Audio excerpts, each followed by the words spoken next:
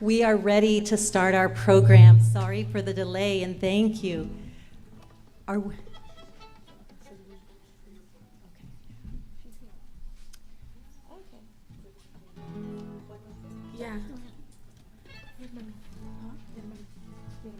To open us up, just one song from our trio. Thank you so much. We'll hear more from them later.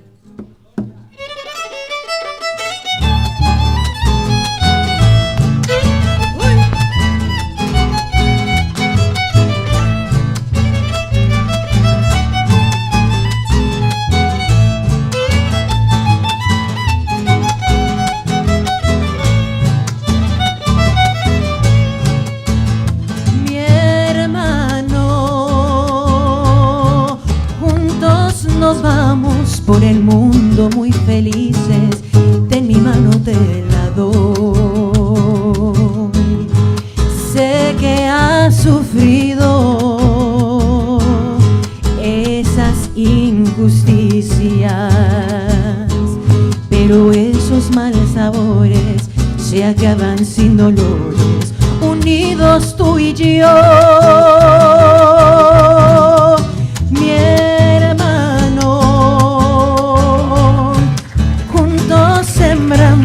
En el viento un aire nuevo, fomentando inspiración. No tengas miedo, unidos venceremos. Pasito por pasito, ese estrecho camino, lucharemos tú y yo. Combatiendo la violencia, el racismo, el prejuicio, toda la desigualdad. Tratarán de dividirnos, pero juntos no podrán. Dicen que somos rateros, asesinos, delincuentes, gente sin educación, pero son puras mentiras. Combatiremos la opresión.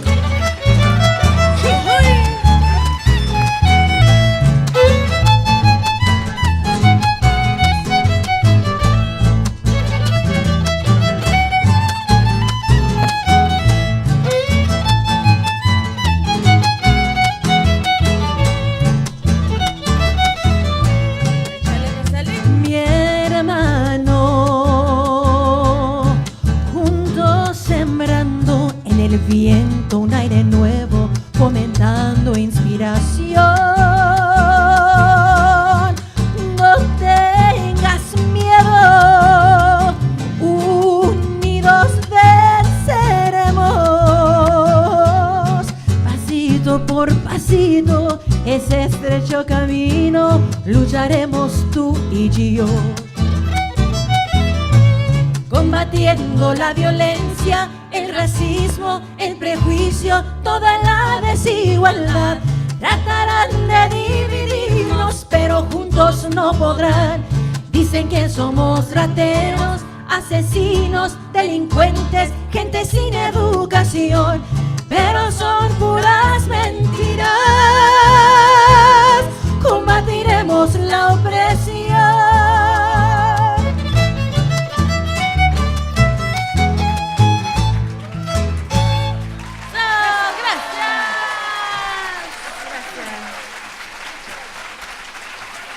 Trio Gloria. Gracias.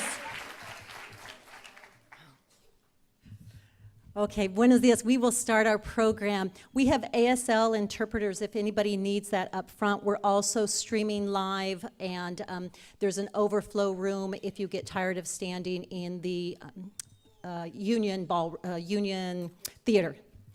I'm Dolores Delgado Bernal, the chair of Chicano and Latino Studies, and on behalf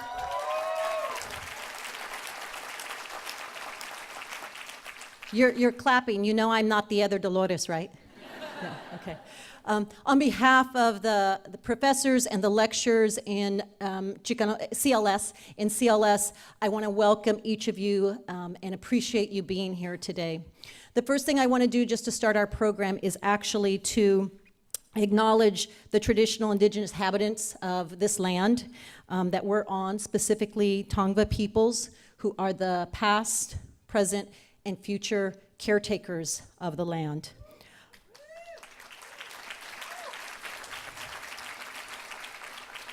I also want to acknowledge the presence of ancestors and the strength of the four directions as we focus today on our history and the work that's still left to be done.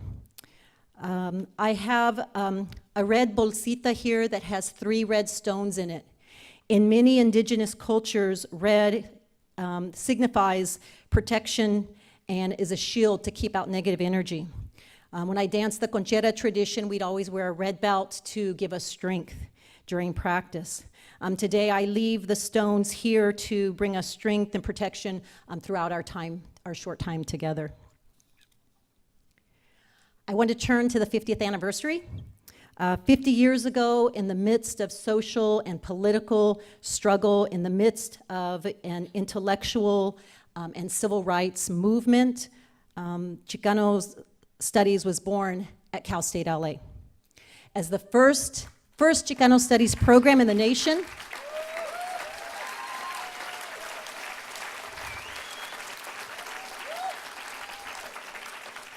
as the first Chicano Studies program in the nation, we started classes with 4 classes in the fall of 1968. Our commemoration is more than a celebration. Our commemoration is a remembrance. It's a tribute to those whose shoulders we stand on. We want to make sure and remember that prior to 1968, the discipline of Chicano Studies did not formally exist. Cal State LA helped open the doors of the development of this interdisciplinary field of study. From the very beginning in 1968, its foundation has been in community-engaged scholarship, civic engagement, and work for and with our local communities. Today, all of our faculty remain committed to the university's goals of engagement, service, and work that matters for the public good. We're a small department, both in terms of majors and in terms of tenure-track faculty. But we've really experienced impressive growth over the last 15 months, which is about 37% of growth in our majors. We offer about 150 courses a year, and nearly all of our undergraduate courses are full to capacity. I was recently asked, why the growth in CLS? I think it might be partially due to the tragic political climate that we're on. Our students have to deal and contend with poverty, immigration raids, family separation, and violence at the hands of law enforcement. Students are looking for an intellectual space that gives them tools to both a sense of injustices, to make sense of the injustices, but also tools that help them change those injustices in the way that our guest of honor has done her entire life. It also might be due to the fact that ethnic studies more generally is being embraced as a crucial area of study, and that's evidenced by the K-12, where we see ethnic studies in California moving towards a requirement for high school graduation.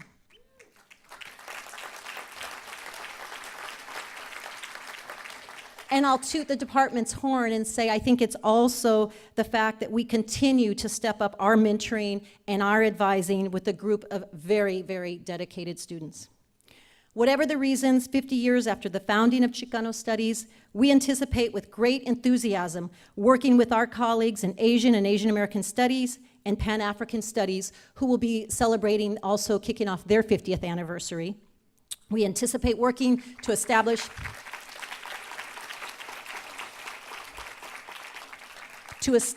a proposed College of Ethnic Studies that will work collaboratively across different colleges, departments, and programs. I want to quickly thank all of those who are sponsoring today's events or the events later in the semester. President Guvino said very early on in the planning that he wanted the 50th anniversary, this commemoration, not just to be for the department, but for the university. Our department homepage has a list of over 20 sponsors from across campus, demonstrating a truly interdisciplinary and collective effort.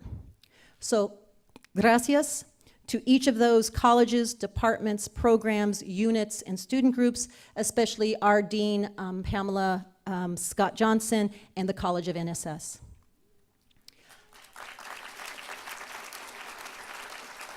I now want to introduce to you our provost, Provost Lynn Mahoney, and before I hand over the mic to her, I want to share with you a bit of an anecdote.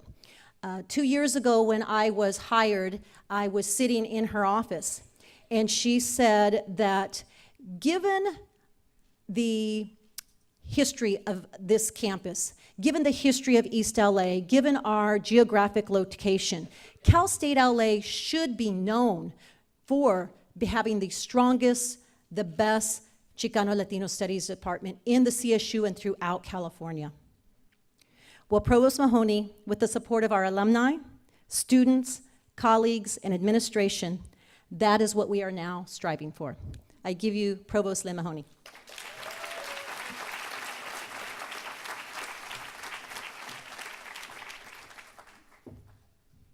Good morning. The size of the crowd alone suggests we are well on our way to being the strongest, most vibrant Chicano and Latino Studies program in the country.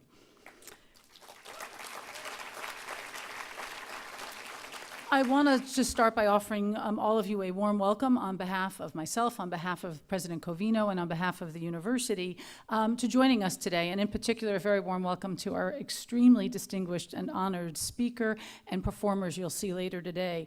As a historian who has taught the history of race and ethnicity, to be this close to history has my knees vaguely weak, I will confess. Last spring, we gathered to commemorate the 50th anniversary of the East LA walkouts, and today we gather to commemorate the 50th anniversary of the first Chicano Studies program in the U.S. In 1968, a group of dedicated Cal State LA faculty and students, we met some of them at last spring's commemoration, paved the way for the development of a new and highly respected academic discipline, which Dolores described with great effect. This emerged from the deeply held values and intellectual commitments at Cal State LA to educational equity and to Latina, Chicano success, to transforming minds and communities. I love the title of the commemoration. I want to assure you that Cal State LA remains as deeply committed today as we were 50 years ago. Just 10 years ago, we admitted 1,733 new Latino and Latina students. Last fall, in 2017, we admitted 4,527 Latino students.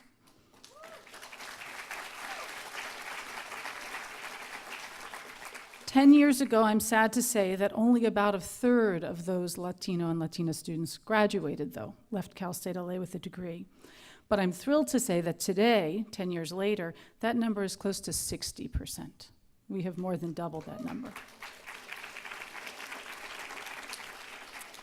And we have made a very ambitious commitment to increase that number even more. I'm trained as a social and cultural historian, so I was a late comer to numbers and percentages. I studied narratives. I have become somewhat evangelical about the importance of them because we sometimes forget when we use those numbers and percentages, they're just reflecting hundreds and thousands of little dots that are actually the people. So when you think about the fact that we've doubled the number, more than doubled the number of Latino students who graduate from Cal State LA, and we have more than tripled the number we admit, think about the hundreds of thousands of families that will be affected by this. I mean, it is really remarkable. So we are producing thousands and thousands of additional Latino and Latino graduates every year. And there is no better way to transform minds and communities than to provide access to attaining high-quality degrees. Today, we celebrate those who created the department. We celebrate our CLS alumni who are educators, elected officials, attorneys, community workers, and many other professionals who have helped to transform Los Angeles and beyond. We celebrate our current CLS students, and you heard their numbers are growing, who, like the students of 50 years ago, remain committed to their studies and to deep civic engagement in our surrounding communities. And we celebrate our current CLS faculty, who, like their predecessors, remain committed to educational equity and to our communities. And as Dolores mentioned, I want to reaffirm Cal State LA's commitment to CLS and its growth. We're thrilled to welcome a new chair this year, and we've launched searches for 2 new tenured CLS faculty members. We've also invited our ethnic studies departments to submit a proposal for an ethnic studies college or school, which would be only the 2nd in California.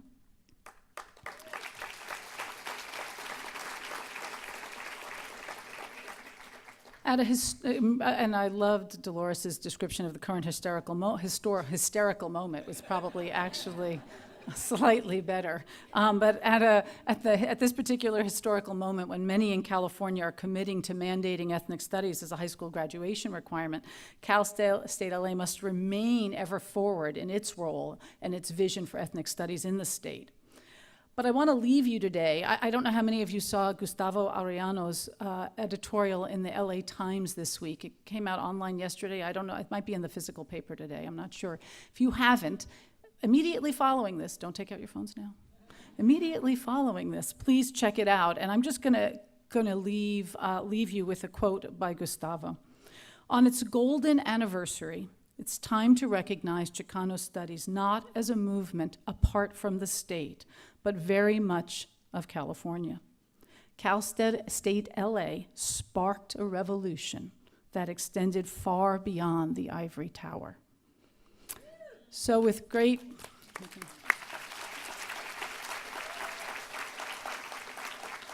gratitude to those who sparked the revolution, with gratitude to those who continue it, I welcome you all and thank you for participating in this commemoration.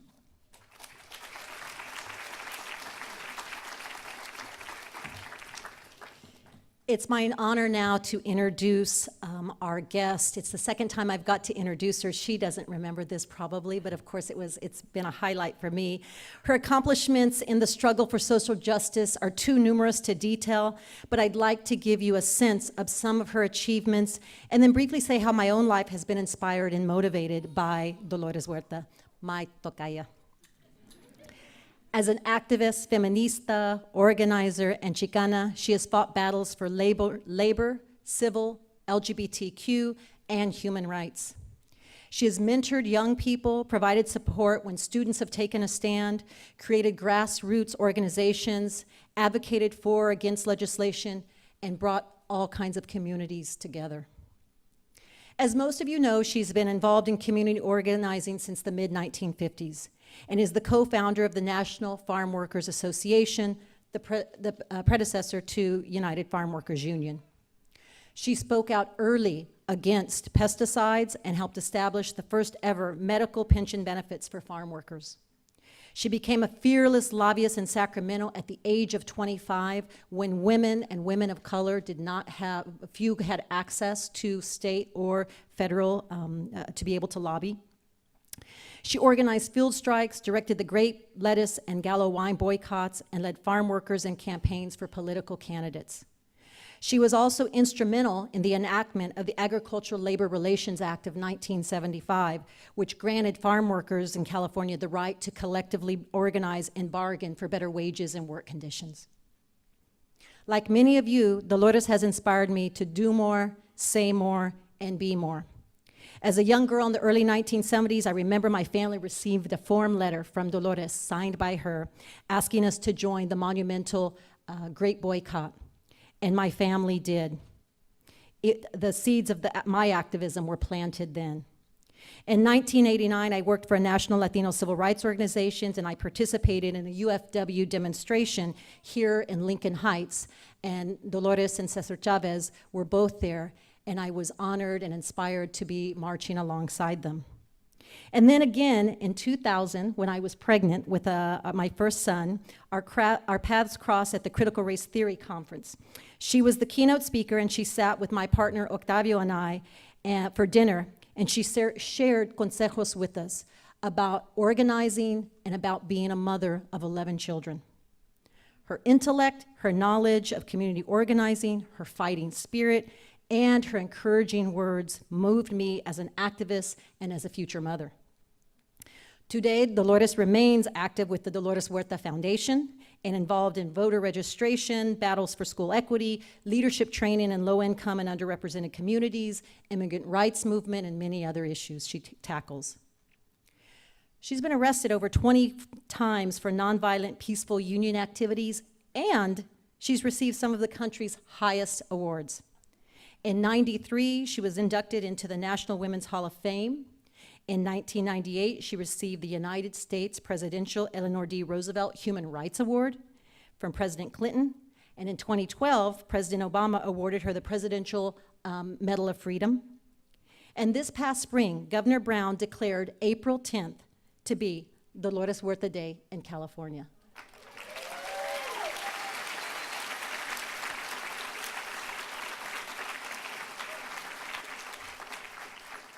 To complete this introduction of this incredible person and activist, I turn to the trailer of the 2017 Dolores is movie. an icon. Dolores, the title is Dolores, Rebel, Activist, Feminist, Mother.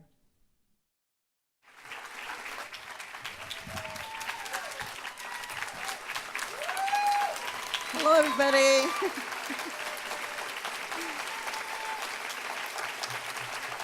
Thank you.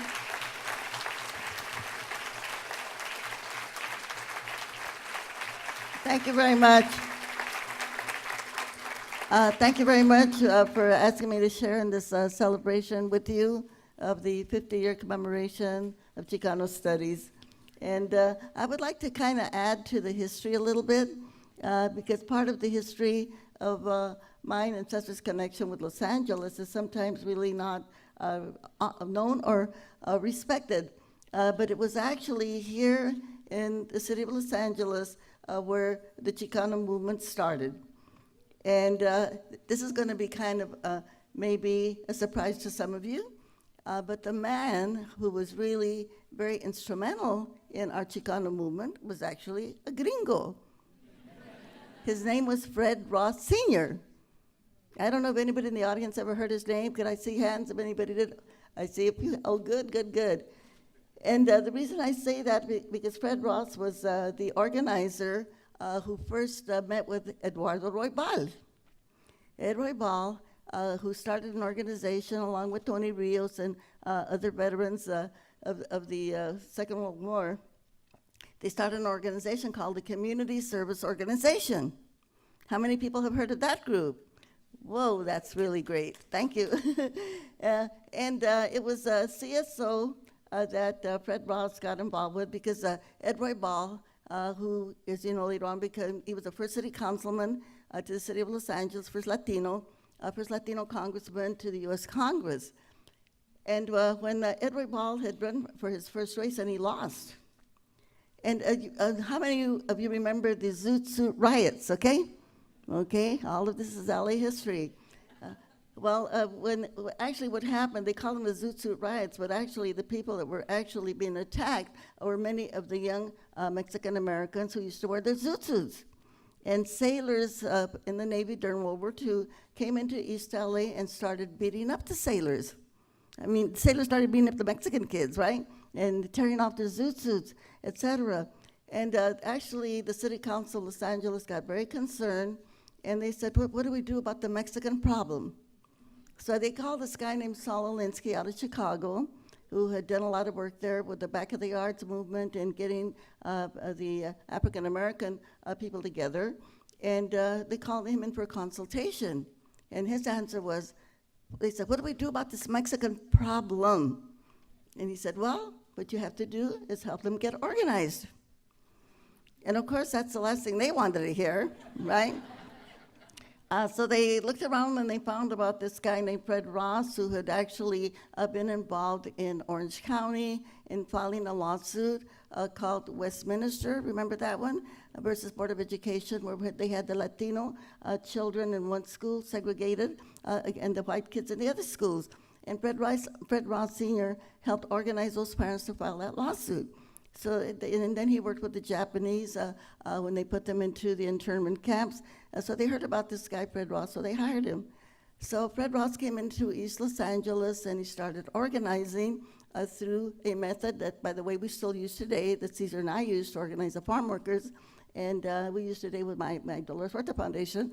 Anyway, they call them house meetings, meeting in people's homes, talking about the issues, but then reminding people and convincing them that they had the power to fix their own problems, that they didn't have to wait for somebody to come from outside, that they could do it themselves. And so they formed all kinds of chapters in Boyle Heights and Maravilla, all over East Los Angeles. And they started doing what? Registering people to vote. So once the politicians saw that they were registering all these voters, of course, they got really panicked, but they started bringing in street lights. They brought in a clinic into East LA. They started fixing up the sidewalks, et cetera, right? I see you there. But then after they got all this voter registration done, and then they had a big problem with police brutality. Of course, we know that it's still going on today. It was just referred to a minute ago. They had the situation where they beat up these young veterans, Chicanos, that had come home for Christmas, and the police had them there in the Hollywood police station, beat them up all night long, actually. They took turns beating them up. And so the community service organization started having these public hearings, and at the end of the public hearings, they sent some of these police to prison. And so when I went to a house meeting in Stockton, when I went to a house meeting in Stockton, California, and the same gentleman, Mr. Fred Ross, and I was there with a couple of my friends, and they were giving us a story of what they had done in Los Angeles, and he told me about how they had sent police to prison for beating up Mexican-American kids. And I said, I want to belong to that organization, right? And I just have to say that that meeting changed my entire life. It changed my entire life because I was a school teacher, and then I found out that people could really make a change, that you don't have to wait for anybody to do it for you. You didn't have to wait. And so that same method that Fred Ross Sr. used to organize the people here in Los Angeles, then that's a method that Cesar and I used to organize farm workers. And so this is why I met Cesar Chavez. It was in that group, the Community Service Organization. And in that organization, again, for Chicano studies, folks, we were able to pass some very instrumental legislation. We actually passed the law that you could vote in Spanish. We did that in 1963. We passed a law that and this is a big one, that you did not have to be a U.S. citizen to get public assistance, to get your old age pension, aid to the blind, aid to the disabled. That if you had your residency, if you had your MICA, your green card, you could get public assistance. And this is so profound. Aid to needy children, by the way, if you were a legal resident of the United States. So today you have millions of people in the United States of America who are covered under the Affordable Care Act and are getting health insurance even though they are not yet U.S. citizens. Isn't that amazing? That is amazing, right? Also, that you could get your driver's license in Spanish or in your own ethnic language. So the CSO was really, you might say, the foundation of the Chicano movement. And of course, we have to say that Ed Roybal is one of the godfathers, right, of the Chicano movement, right here out of Los Angeles, right here out of East LA. Then the other thing is when both Caesar and I were working here, we were working here for CSO, as we called it, and one day he called me, and by the way, Caesar lived right here on Folsom and Fickett, right here in Boyle Heights. And he called me one day, it was a Sunday, and he says, I need to talk to you. And so I went over to his house, and we were there with his wife, Helen, at her kitchen table, and he said, we have to start a union. And I thought he was kidding. I started laughing. He said, no, I'm serious. And the reason he said this is because Caesar had organized a group of farm workers down in Oxnard. And then he turned them over to another union, the packing house workers, and it fell apart. I had organized a group of farm workers up there in Stockton, where I lived, and I turned it over to the meat cutters union, and it fell apart. So he said, farm workers will never have a union unless you and I do it. And I said, really, Caesar? He said, yes.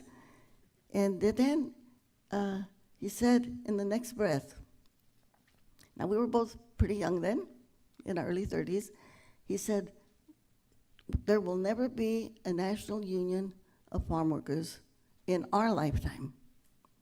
And I said, why, Caesar? He said, because the growers are too rich, they're too powerful, and they're too racist. Too rich, too powerful, and too racist. And he knew what he was talking about. He knew what he was talking about. And so I just want you to commemorate that moment that the United Farm Workers movement in the union, the Chicano movement, is all here. And the birthing place was where? Los Angeles, okay? Los Angeles.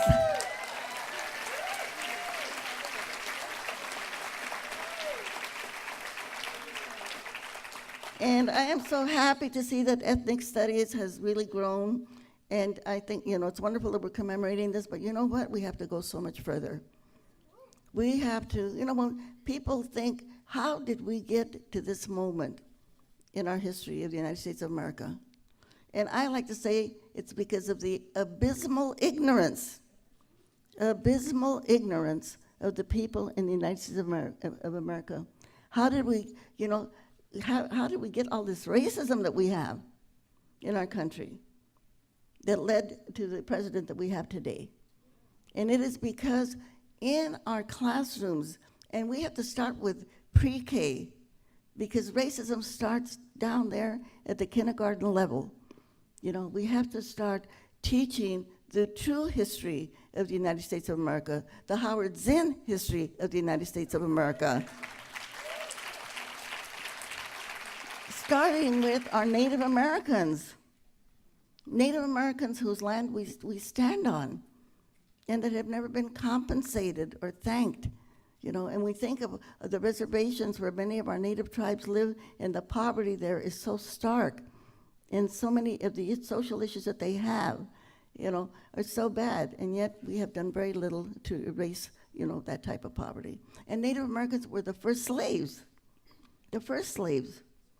And then we should teach, and all of our children should know that the White House and the Congress were built by whom? African slaves. So many of the buildings. And when we go to Washington, D.C., and we see all those beautiful buildings, who built those buildings? It was African slaves. And then, of course, we know that the country was then built by the immigrants, right? And and when we talk about Mexicans and Mexico, I think everybody should be given a copy of the United States map before 1848. Because when you see that map, it's always a shock when you see that a fourth of the United States of America belonged to Mexico. That's why we can say we are where we came from, right? We can say that we are where we came from, And so, and not, the Mexicans that came and built the railroads, they tilled the fields, and then the other immigrant groups that were brought in. The people from Asia, the Filipinos, the Chinese, the Japanese, the people from India, all of these immigrants that came here to build our country. And unless we we have to demand that this be taught right there, as I said, in our pre-K, our first grade children.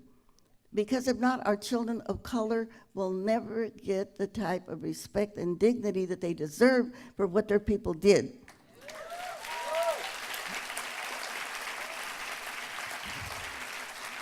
And our Anglo children will always have that poison of white supremacy and white privilege, right? They'll have that poison instilled in them, and we've got to end it. We've got to end it. And one of the things that I like to tell audiences is that we have to remember, and this is science, by the way. This is science. We all know that we're one human race. We all know that we're Homo sapiens, right? And we should always remember that Homo sapiens came from where? Where? Africa. Homo sapiens came from Africa. And they went across the planet, went to Asia, came across the Bering Strait to the Americas. People got a little bit lighter in skin, right? And then we had that one tribe that got lost way up north, and it's really, really cold, and they completely lost their color. Now they have to go to the tanning salon or to the beach to get their color back. It's so important to remember that we are all Africans. Think about that. We are all Africans of different shades and colors, different shades and colors. And so we can say to the KKK, to the alt-right, to the neo-Nazis, get over it, you're all Africans, okay?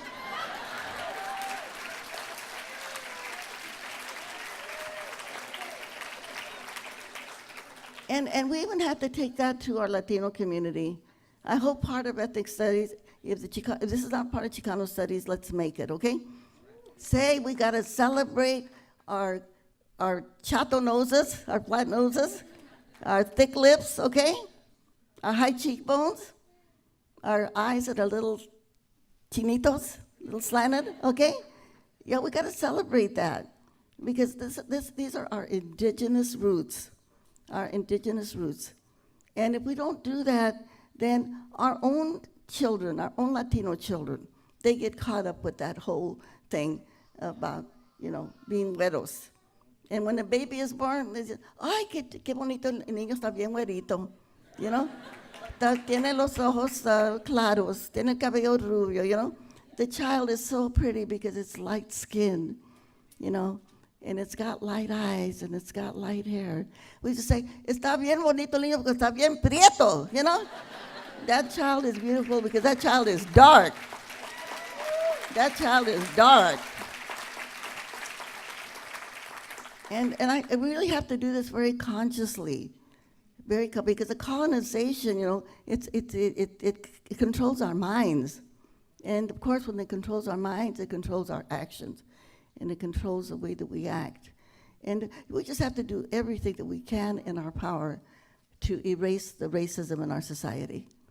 And I think we have to do it very consciously, intentionally, to make sure that we can start and stop it, especially with our young children. So it's kind of a mission that we all have to go on.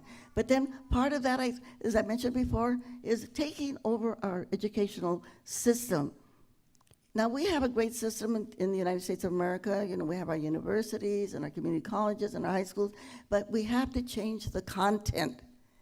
We have to change the content of our educational system so that we really have a progressive society to make sure that the type of hatred that is now being perpetuated, even from, our White House, in our national office in the United States of America, that is happening. And I think that we can do it. But it's got to start. It's got to start with us, at the educational levels, and it's something we have to fight for. And while we're doing that too, we also have to stop the misogyny. Let's include women's studies also, right? And let's include labor studies. Labor studies, okay? Because part of this whole right-wing wave that we're living in right now is to get rid of labor unions. And how many people know how we got the 8-hour day? There was a big, big demonstration in Chicago at the Haymarket. And in that demonstration, there was some violence, probably perpetuated by the people that were against the 8-hour day. And the labor leaders that fought for the 8-hour day, which all of us enjoy, did you know that they were executed? That they were hung. They were hung. The men, the labor leaders that fought for the 8-hour day. And so we have to teach young people, how did we get unemployment insurance? How did we get workers' compensation? How did we get Social Security? How did we get public safety? It was organized labor unions that fought for this, and people died. Like even in the farm worker movement, people don't know that we had 5 people killed in the farm worker movement. Just for what? To get toilets in the field. to get cold drinking water for the workers, to get unemployment insurance, which, by the way, Ronald Reagan vetoed, okay? 3 times after it passed the legislature, you know? They get the right to organize.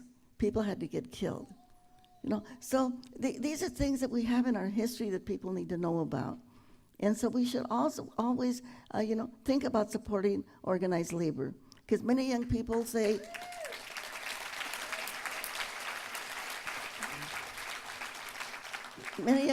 well, they don't think that labor unions are important anymore because they don't know. And so we have to teach that. Because part of our Chicano history is the union history. My father was a mine worker. He worked in the coal mines of New Mexico. He went on to become an assemblyman, by the way, at the state of New Mexico. But right there where I was born, there was an explosion in those mines. 2 of my uncles were killed. One of them was only 18 years old, Marcial Chavez, and he's buried there in that place where I was born. So we've got to include all of this, and I know that there's so much that we have to teach. But at this moment, I think that is going to be our saving grace. It's going to be our saving grace because these are things where we can have an influence and that we can make sure that our history gets told. Because when we tell our history, then we are telling really the history of the United States of America, but we are also telling a history that is going to save our country. It's going to save our country. I think that's one of the things that we really have to dedicate ourselves to. I just came from a press conference, and I need to apologize for being late, but this press conference was about what's happening at the Supreme Court today, where Kavanaugh is being nominated to the Supreme Court. And for those of you that don't know, we've heard a lot about his history, about trying to get away with women's right to choose. And by the way, as you heard before, I have 11 children. My daughter Juanita has a couple of dogs and a couple of cats. She prefers that over kids, and I think that's her choice, right? And that's what we have to deserve, that's what we have to defend. But also, he has a very bad history when it comes to workers' rights. And he has a very bad history when it comes to voting rights. So he actually cited in the North Carolina case where they were trying to make people have IDs to be able to vote, okay? To have voter IDs. He cited in with that decision that voters have to have IDs to vote, thereby disenfranchising about 80,000 African Americans in the state of North Carolina. So, these are such critical moments that we're living in. But one of the things that really makes me feel really, really great is when I see all of you here. When I see all of you here. And I do think that we can have some influence in the Supreme Court judge, and I'll tell you how. We know that a lot of us are here from California, but a lot of us, like my family, we immigrated to California from New Mexico, okay? And a lot of people came from other states. So if you have relatives in other states, Arizona, these other states throughout the Midwest or the South, it's really easy if you can just pick up your phone, give them a call, ask them to pick up their phone and call their senator to say, do not confirm Kavanaugh for the Supreme Court, okay? Do not confirm Kavanaugh for the Supreme Court.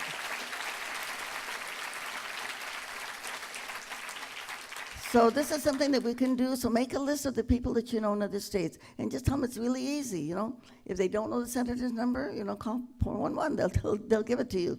And believe it or not, that all of these senators, they really keep track of the calls that people make. But, we know that we are very lucky that we live in a blue state. We live in the state of California, and we have 2 great senators that are out there fighting for us. Oh, I forgot to take off the button, but Dianne Feinstein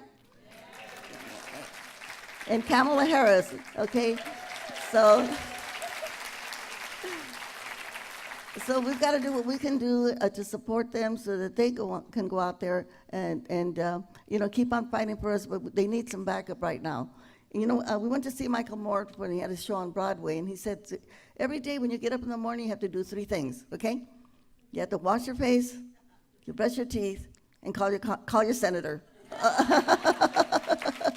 Call your senator, call your congressman, okay? So we know that this is something that's very effective. And I think Mr. Weisar, who is here with us, who's on, I think he will confirm that, right? Yes. Okay. Thank you very much. Thank you very much for joining us today. So, in closing, I just want to say that, number one, in the Latino community, as you all know, and now you probably heard this 100 times, that we have so much power right now.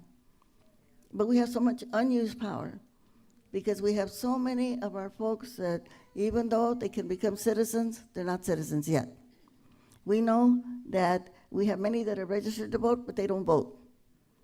You know, we have many that are not yet registered to vote and could vote. So, you know, and we have, here in California, there's some very, very important races that are going on. And this isn't going to be political, but I'm just going to use the privilege of the microphone. And I'm going to call on all of you to really get involved in this next election. Now, maybe here in this part, you have some really great people here that represent you. But down in Orange County, it's not that far away. You know, if you don't mind the traffic, there are some very important races that are going to be voted on right there. And if some of you can, let's go back to where we started with the community service organization, with Ed Roybal and Cesar Chavez, you know, going here in the streets of, knocking on doors, talking to people, asking them to come out and vote. And it's because right now, the situation that we're in, it's not enough to vote. We've got to do so much more. We've got to go out there and we've got to knock on the doors or go on the phone and get people to vote, okay? So that's what we have to do. So I'm gonna ask all of you, we really care about our country, and I know that we all do. And yes, this is our country, right? Yes. This is our country.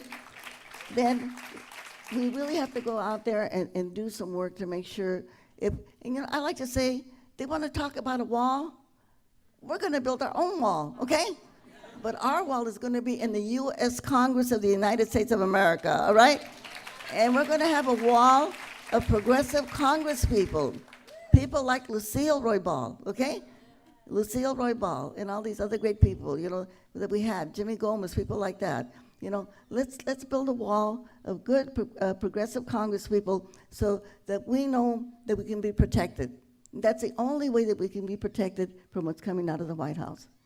So I just want to ask all of you to make a commitment that you will come and walk or phone to make sure that we can get some of these good people elected to the U.S. Congress. It's in our hands, you know?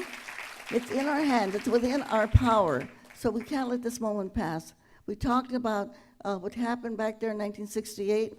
Well, here we are, 2018, 50 years later. And by the way, we're going to be having the movie Dolores. You saw the trailer right now. And there's a spot in the movie there about Robert Kennedy. Remember when we lost Robert Kennedy right here in Los Angeles. And of course, again, thanks to El Señor Huizar, we now have the Robert Kennedy School, which, by the way, they were trying to make it a Trump Tower. Did you know that? Did you know that? But Mr. Huizar, you were at the Board of Education at that time, right? And he helped us to make sure that that did not become a Trump Tower, but is now the Robert Kennedy Learning Center, okay?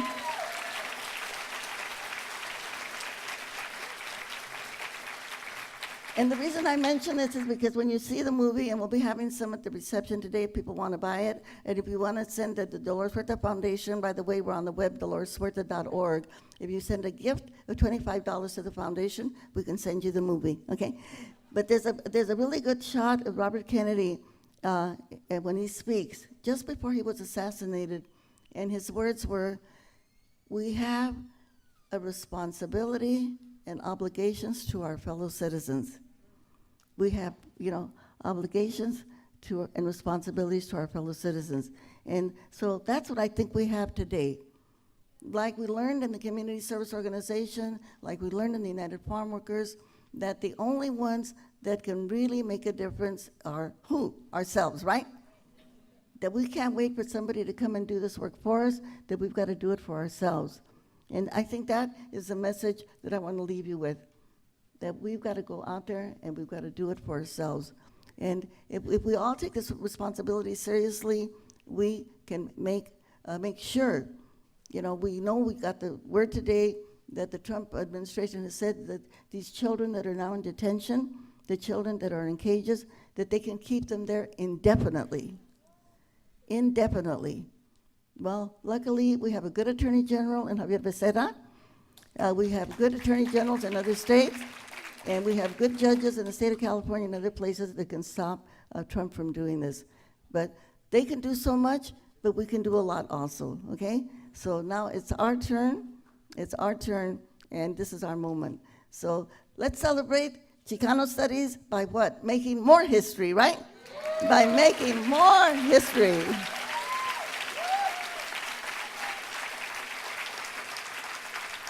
So I'm going to ask all a question, and we have such a great group of people here, and I know you know the answer. And the question I'm going to ask you is a really simple one. I'm going to ask you, who's got the power? And I want you to yell out, we've got the power. And when I say what kind of power, I want you to say, Chicano power, okay? Okay. Now yell it out really loud so that all those neo-Nazi people can hear us, okay? I don't know what part of LA they're in, if there are any here, but anyway, let's do it really loud. So, here goes the question, okay? Who's got the power? We got the power. Okay, some people aren't sure. Okay, so let's do it really, really loud, okay? Everybody, it's okay to yell. You know, when you get an education, your voice gets louder, not softer. Your voice should get louder, not softer, okay? So let's, everybody, fill up your lungs, okay? And let's do it really loud. Who's got the power? We got the power. What kind of power? Chicano power. Okay, are we gonna go out there and take control, make the history for our country, get out there, go campaign, go vote? What do we say? Se puede o no se puede? Sí.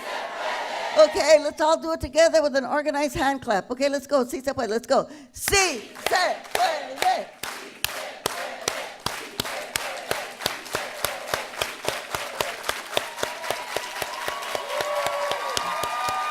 Muchas gracias. Thank you very much. Gracias. Thank you.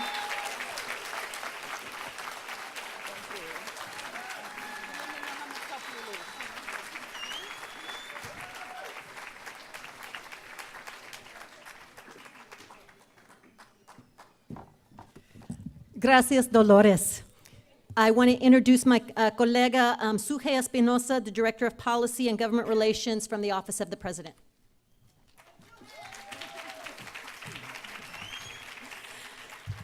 Hello. So another round of applause, please, for Alice Begg. That was incredible. So let me start off by telling you a little story. I, too, was a Chicano studies major, and much to my parents' confusion and dismay, I stuck to my guns. And I said, there's nothing more powerful than opening up a book and reading the history and struggle of your people. So today, I am deeply humbled to be celebrating the 50th anniversary of the Chicano Latino department and also honoring a legend, Dolores Huerta. And it's my great pleasure to also introduce two of Cal State LA's greatest allies. Councilmember Jose Huizar was elected to City Council in 2005. His 14th district includes Boyle Heights, downtown Los Angeles, Northeast Los Angeles, El Sereno, and Cal State LA. Yeah. His vision for Council District 14 has helped define Los Angeles as one of the greatest cities in the nation. After leading efforts to revitalize downtown Los Angeles and neighboring communities, he is now focusing on Eastern Avenue to make it safer, more accessible, and a nicer experience for pedestrians, bikes, and cars, benefiting the greater Cal State LA community. I would be remiss to not acknowledge his wonderful staff. Their level of responsiveness and professionalism and really going every step of the way to work with me really highlights his leadership and dedication to Cal State LA and the greater community that we collectively serve. So thank you, Councilman Huizar.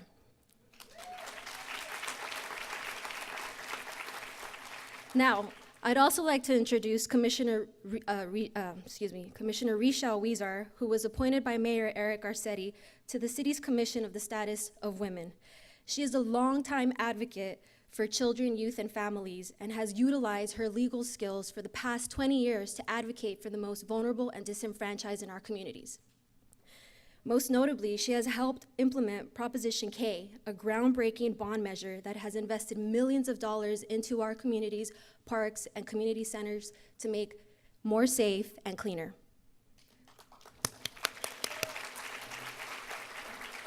Among numerous recognitions, Commissioner Huizar was awarded the prestigious Justice Cruz Reynoso Award by the Mexican American Bar Association.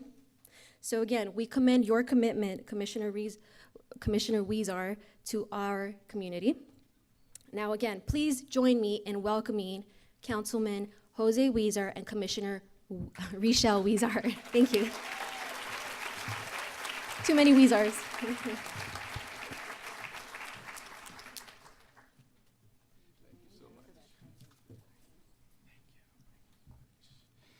Well, good afternoon, everyone. What a wonderful celebration for 50 years of success, isn't it? And what a treat to have a legend and an icon here like Dolores Huerta. And this was just history in the making, listening to the stories and the founding the United Farm Workers and realizing and telling us a story that the connection here in Los Angeles that we have with Dolores Huerta, United Farm Workers, and Cesar Chavez. And I myself am an ethnic studies major with an emphasis from Chicano studies from UC Berkeley. And as someone who was born in the sierras of Zacatecas, Mexico, and came here as a young boy, or I didn't come here, my parents brought me, and growing up in the east side of Los Angeles, and then going to UC Berkeley and having the Chicano studies program that really take away a curtain and exposing my culture, my history, and my destiny. So I thank the Chicano Studies Department. Thank you so much. And today, we congratulate the Chicana and Latina Studies Department here at Cal State LA. And if you think about it, 50 years ago, and what it was like back then in 1968, Dolores touched upon it. And really the pain and struggles that were going on and how similar they are to today. But back then in 1968, the civil rights activist Martin Luther King was assassinated. The Vietnam War hung over our nation's head like a dark cloud. Students from the East Side walked out of school to demand equitable access to school, education, and proper history and representation in our school curriculums. Dolores Huerta was organizing farm workers for better pay and working conditions. Robert Kennedy was assassinated here in Los Angeles after winning the California primary and on his way to winning the presidency, and Dolores Huerta was right at his side. And for the Latino community, Robert Kennedy offered a truly transcendent opportunity and hope for us, and that was taken away 50 years ago. But it's departments like the one here that continue to tell the stories, expose what really happened in history, and expose people like me to their history, to their destiny, and to their culture. And here at the Cal State LA department, the professors, students have been at the forefront of a movement since the program's inception in the midst of civil rights marches, anti-war protests, and student walkouts. And for generations, faculty have taught and inspired thousands of students to become the leaders and influencers that they will become and are. And so we thank you for that. And it is my pleasure to present to the CLS department with a city resolution on behalf of your 50th anniversary. You helped create the voices of yesterday and today, and we know you will help create the voices of tomorrow. Congratulations.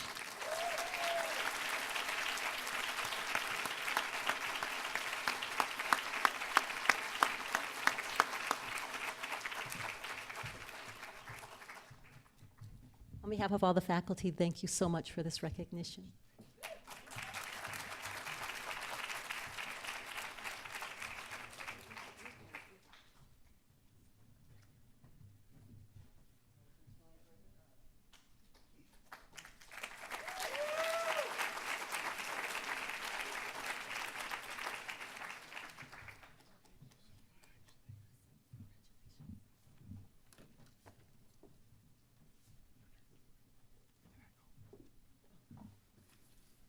Okay, we're tag teaming today. Buenas tardes, everyone. I want to first of all say happy anniversary to Cal State LA, and thank you so very much for leading the way for the past 50 years. It's really an honor to have you in Council District 14, and it's really an honor to have the partnership that we have. And also, congratulations and felicidades to Alice. Thank you so much for sharing your voice and your talent with us, not only today, but over the years, and we look forward to many more years.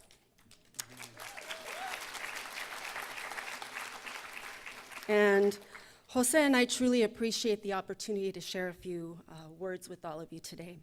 And it's a real joy and privilege to be here with all of you to honor and celebrate the incredible leadership, tireless work, and inspiring legacy of the activist and crusader Dolores Huerta. She's a labor organizer, like we all know and we heard, civil rights icon, and one of the principal architects of the social justice movement that began in the 1960s. She's been a fierce advocate for farm workers, immigrants, women, and the LGBTQ community. She's a pioneer who has dedicated her life to fighting for environmental justice and gender equity and against racial prejudice. Dolores is an amazing leader who continues to break down barriers, open doors, and shatter glass ceilings. Dolores has challenged each of us to be better, to do better. She has taught us that we have an unequivocal power, both individually and collectively, to change the status quo and improve the quality of life in our communities. She has inspired generations of activists who are reclaiming their power and using their voice for the greater good.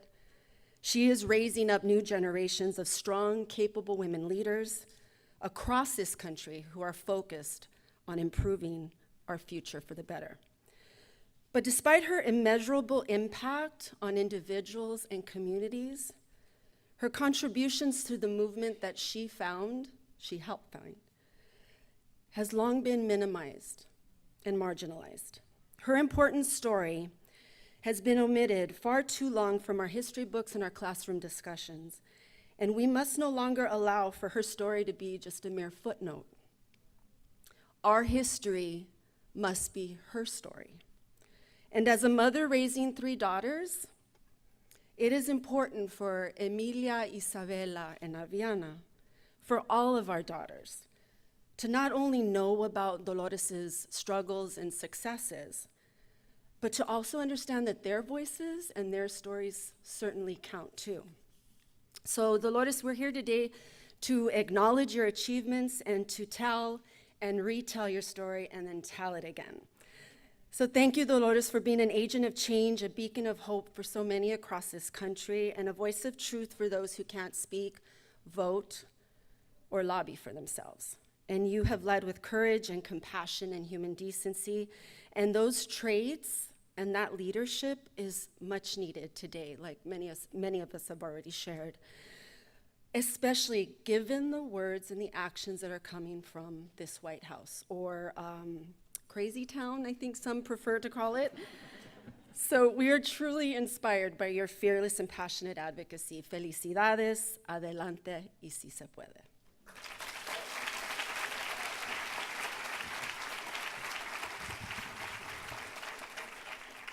Now, a few weeks ago, Rochelle came to me along with Lita, and they had an idea. And Dolores talked about the community service organization, the CSO building in Boa Heights, and how that's where the United Farm Workers started and the Chicano movement started, and the importance of that place.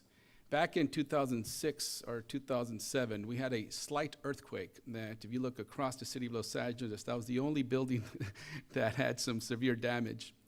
The city wanted to demolish the building, but we went out, we found the funds, and we saved that building. And we saved it, and it's now a community resource center. It's where many nonprofits continue to provide services to the community, just like the days when CSO was much more active. And so Lita and Rochelle came to me with the idea of naming the intersection there on 1st and Chicago in Boa Heights, right in front of the CSO building, after Dolores Huerta.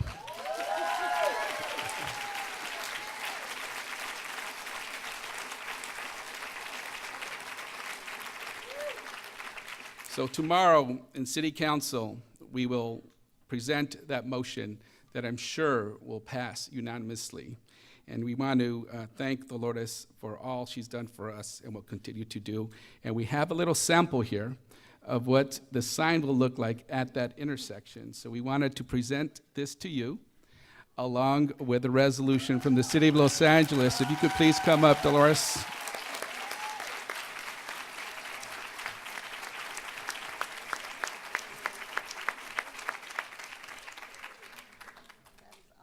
Oh my goodness.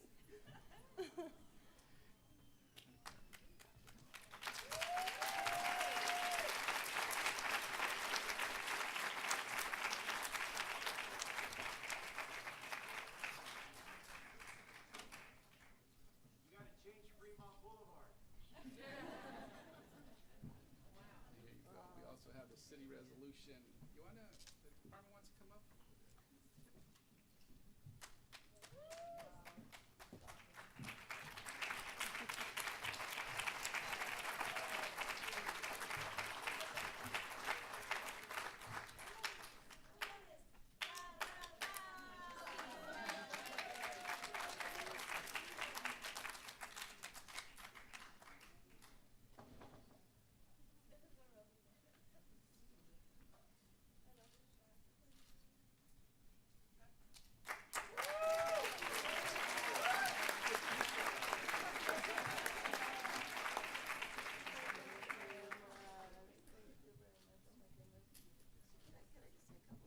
Absolutely, yes.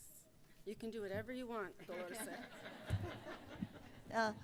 This is really overwhelming. I am so honored and just amazing. But I talk so much about the history that I forgot to talk about the current work that we're doing. And my foundation, the Dolores Huerta Foundation, I left the United Farm Workers in 2002 and went back to grassroots organizing because I felt it was so importantly needed. And right now we are active in 10 different school districts. We're trying to stop the school-to-prison pipeline. Because so many of our African American and Latino students are being, they were deceiving us. They kept talking and saying they're dropping out. They're dropping out of school. Latino kids, because they don't really understand English. What about African American kids? They understand really good English, right? And so we had to sue our high school district because they suspended and expelled over 2,000 kids in a year and a half. And we won the lawsuit, okay? We won the lawsuit, and they've got to change the procedures. And right now, we're working in a place called California City. It's up in the high desert. A lot of people that moved from LA up there. Guess what? African-American students are being suspended. They were 8 out of 10, 81%. I mean, and this is happening all over California, especially in the Central Valley of California. It's happening all over the United States of America. And it is a very, it's almost, you might say, designed so that African American and Latino kids cannot really get a higher education. And I want to say this too, as I go around and I speak at different schools, at different colleges, it is shameful and criminal. And many of the colleges here that I speak at, I ask them, what is the percentage of Latino students here? What is the percentage of African American students? In some of these places that I speak at, these are state colleges. Latino students, 6%. African American students, 3%. UCLA, African American students are 3%. So this is something that we have to put on our agenda, and we've got to say, we've got to stop this.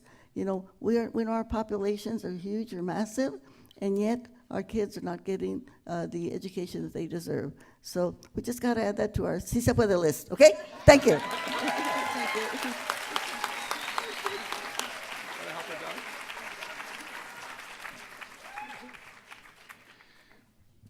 Thank you so much, Dolores.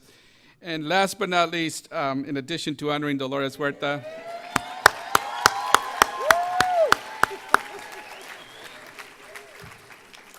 and let this be a first in Boa Heights. We will one day have a Dolores Huerta street, just like the song says.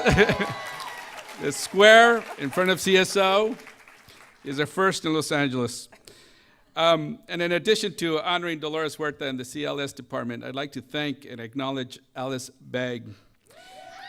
We've heard that Alice is a pioneer in the punk rock scene and a true inspiration, and has inspired so many young women and women across the board to really speak truth to power and be who you are. And with her creative writing, she's someone who certainly is to be reckoned with. And so with that, I want to acknowledge Alice with a city resolution as well, thanking you for all your work.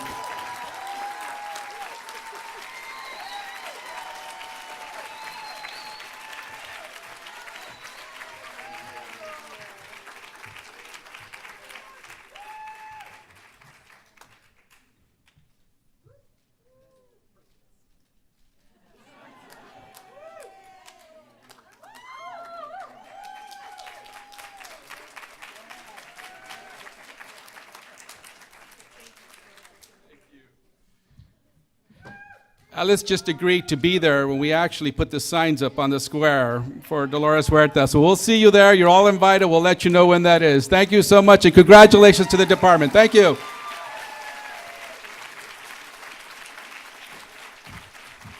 Thank you for all of you who were able to stick around. We invite you. The reception today is at 3:30 to 5:30 in the Fine Arts Museum. Even if you didn't RSVP, I won't tell anyone. We'd love to have you. And we have programs, schedules on our website. I think there's some out on tables. We have programming all semester that's already scheduled, and then next semester we'll continue the year-long commemoration. Thank you.